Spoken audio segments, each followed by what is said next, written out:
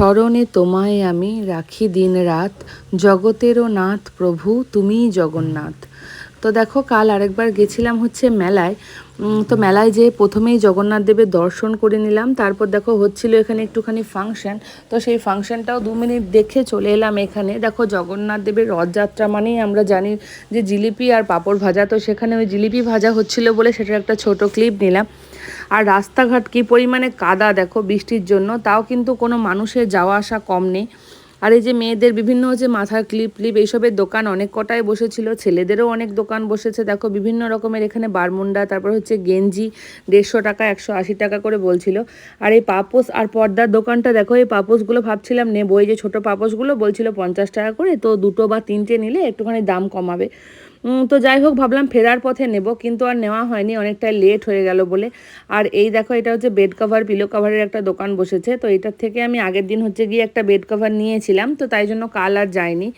আর এটা হচ্ছে আমাদের মানে মেয়েদের কুর্তির, তারপর বিভিন্ন ধরনের প্লাজো প্যান্ট, তারপর হচ্ছে কোয়াড সেট যেগুলো এখন বেরিয়েছে বিভিন্ন ধরনের, মানে ডিজাইন ডিজাইন বেশ সুন্দর ছিল জামা প্যান্টগুলো।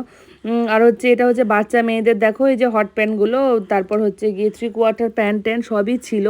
আর কতটা কাদা জমেছে দেখো, পুরো কাদা জল ভর্তি হয়ে গেছে। আর দেখো, এটা আবার হচ্ছে ছেলেদেরই একটা বিভিন্ন ধরনের শার্ট প্যান্ট এসবের দোকান আর কি। আর এই যে বললাম ক্লিপের দোকানগুলো অনেকগুলোই বসেছে। আর দেখো কি হয়েছে বলো তো, 2-4 দিন আগে হচ্ছে আমার ওই চামড়ার যে পামশুটা ছিল সেটা হচ্ছে ছিঁড়ে গেছে। তাই এখান থেকে ওই 100 টাকা দিয়েও একটা বর্ষা চটি নিয়েছি আর কি, মানে বর্ষাকালে পরার জন্য। বর্ষাকালে তো খুব রাস্তাঘাট স্লিপ হয়ে যায়, সেই জন্য যাতে স্লিপ না হয় সেই দেখে একটা চপ্পল নিয়েছি।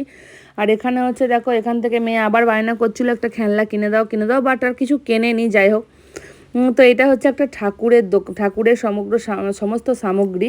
এ হচ্ছে গিয়ে গোপালের বিভিন্ন জিনিস, গোপালের জামা টামা বাঁশি টাশি সব বিক্রি হচ্ছিল।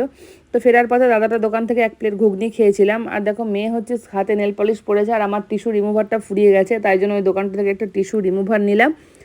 আর রথ দেখো এখানে দাঁড়িয়ে আছে, রথটা জগন্নাথ দেব ওখানে আছেন ভিতরে, এখানে রথটা দাঁড়িয়ে আছে। আর ফেরার পথে যেহেতু আমার শরীরটা খুব একটা ভালো নেই, তো আমার ওষুধ চলছে, ওষুধগুলো শেষ হয়ে গেছিলো বলে বর বললো চলো এখান থেকেই নিয়ে নিই, অ্যাপেলো থেকে যখন এসেছি তখন, তাই ওষুধটা নিলাম অ্যাপেলোতে। আর হচ্ছে কি বলতো, ঐতিহ্য থেকে একটুখানি মিষ্টি নেবো ভাবলাম, তো ঐতিহ্যের মিষ্টিটা খুব ভালো, তাই জন্য মিষ্টিটা নিলাম। মেয়ে বললো আমি জিলিপি খাবো, তাই জন্য হচ্ছে মেয়ের জন্য একটুখানি জিলিপি আর বাড়ির জন্য একটু রসগোল্লা নিয়ে হচ্ছে বাড়ি চলে এসেছিলাম।